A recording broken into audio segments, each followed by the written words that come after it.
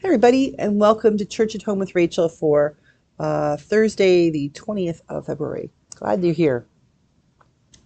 I've been reading this book, Eruption to Hope by Jean Vanier, and you must be thinking I'm a very slow reader, but I only spend about 10 minutes every day with it when I'm doing my daily prayers. And it's pretty dense. It's not a very thick book, but it's really heady. So I get about 4 or 5 pages read each day because I keep thinking about it. But this particular passage struck me last week, and I just want to share it with you.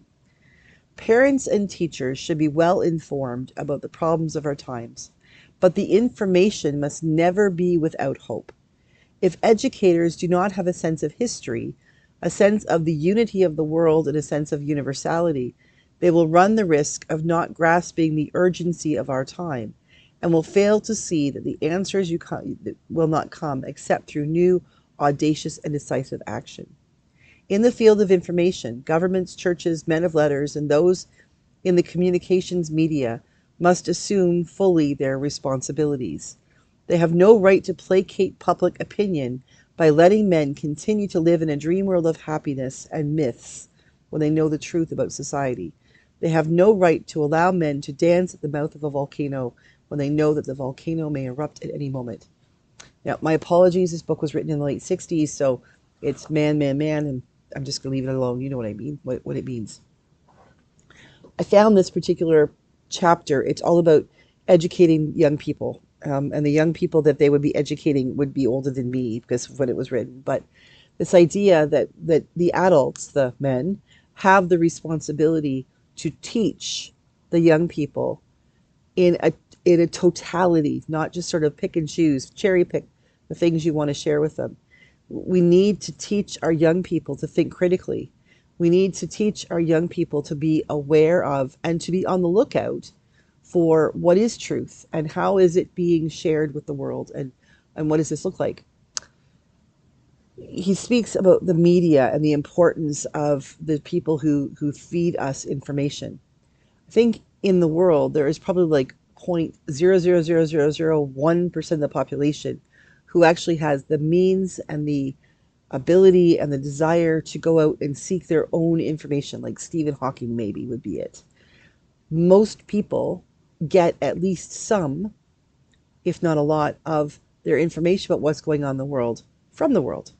From social media, from Instagram and Facebook and X and Twitter and Threads and, Blue Sky, things like that.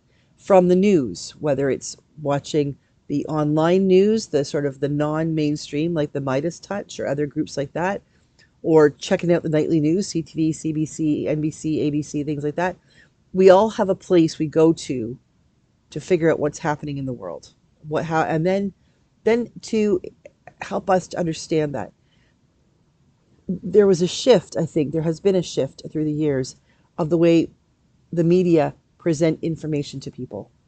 I remember when I was little and had little, grade 3, grade 4, had little um, class projects we had to work on, things like social studies, where we had to watch the news and write down what happened. And I remember when I was little, it seemed like, the 6 o'clock news or whatever it would be I was watching, it was pretty much just a sort of list of facts, like a house burned down and all 6 family members were saved, and now there will be a Red Cross fundraiser. A grocery store was robbed, but the perpetrator was caught and will be arraigned tomorrow. There's an election happening. Get your lawn signs out.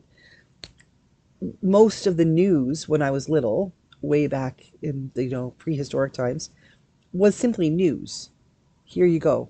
Now I didn't stay up for the 11 o'clock news, and I didn't see Walter Cronkite or all of the older journalists that were there. If you wanted to hear a deeper story or some kind of editorial, you'd watch 60 Minutes. So I never really liked watching 60 Minutes, but I always liked Andy Rooney's little 60 seconds at the end because he actually would touch on something and give an opinion. Instead of just, here's the facts, bam, nothing but the facts, he would actually sort of do some, here, why don't you think about it this way? And I liked that because it engaged my own imagination. It caused me to think critically and think, well, I hadn't thought of that before. Because for me, the news as presented was simply, here are the facts. There's nothing to discern in this. And then we moved, as I was getting older, we moved into a world where there would be the information, but there would also be opportunity with the news for a little bit of editorial. This is why this is important to you. And amazingly enough, it seems to me, I could be completely wrong, but in my own life, the reason I remember this change was through weather things. Like the weather person would stand up and do their thing on the green screen that would sometimes go flicker and you could see weird things and then wonder, how do they do that? How do they know where to point stuff? But then they would say something like, it's going to be 35 degrees every day this week. So it's really important to make sure you leave your car windows down if your pets are in the car. Or there's a storm front coming in, and this is really important. And just a reminder that the hurricane operations part of the government has asked people to, get yourself some bottled water and some canned goods and prepare yourselves in case the electricity is knocked out for a while. Some more information than simply, there's a storm coming. They started adding things like, here's the implication of the storm, and here are some things you need to think about beyond the news, the facts that there will be a storm. And then we moved, and I stopped watching the news when I was first ordained. I was just busy and tired, and if I was going to get home and turn on the TV, it would not be during a news time. It would be during a drama, like Law and Order or something, and I'd watch that, and long before the 11 o'clock news, I'd be out cold. So I went for quite a few years, so I really didn't pay much attention to the news. I had lots of older people in my congregation who would fill me in. But then when I got back to watching the news and seeing the TV, I noticed that there was less news and a whole lot more editorial.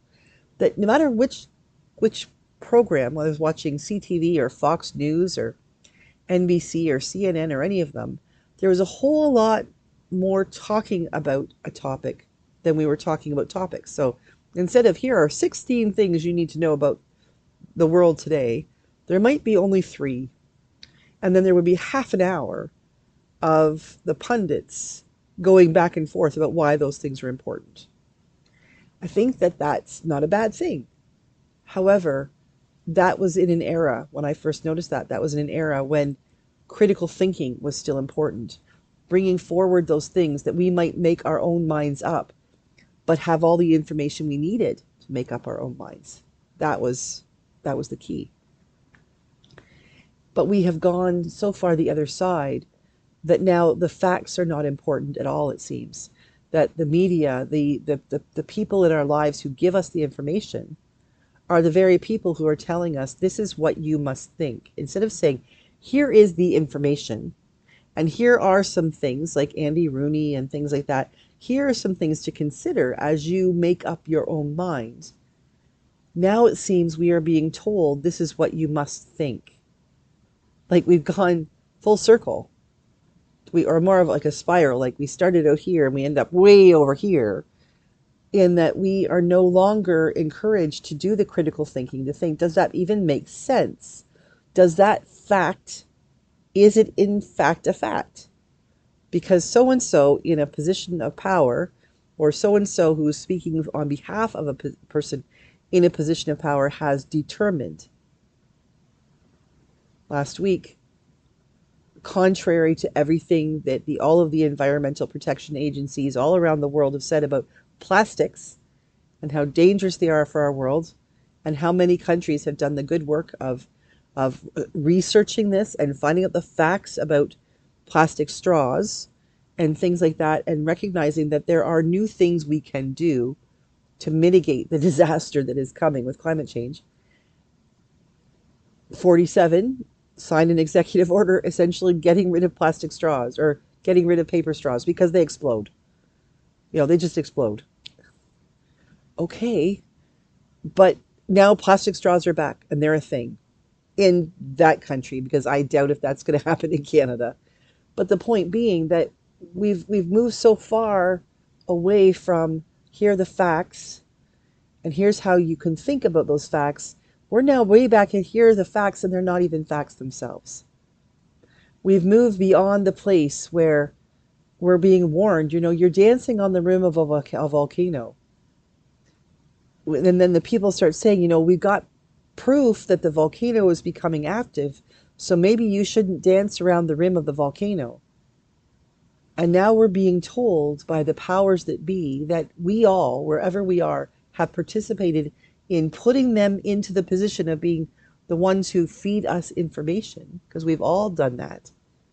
They're telling us, the rumblings you hear, the tremor in the ground, the heat that's emanating, the smoke that's coming, that lava that you see. Oh, don't worry about that. That's not real. That volcano's it's just doing what it does. Don't worry about it. Keep dancing on the edge of the volcano. Because the truth is, what we need to be teaching our children, and what we need to remember for ourselves, is we need the ability to think critically. We need we need the media and the teachers and the people who are out there who have access to truth. We need them to teach us in such a way that we can recognize truth and we can then discern what we do with it. We need to be in a position where we recognize that, yes, the volcano is active, and maybe it's not smart that we're dancing on the lip of it. Jean Vanier knew what he was talking about 60 years ago. It's still truth today. It's a truth we need to recognize and grapple with, and then teach our children, because the time is urgent. We need to teach them how to understand, recognize, and deal with truth. Have a great day, everybody. God bless you. I'll see you again tomorrow for Church at Home with Rachel.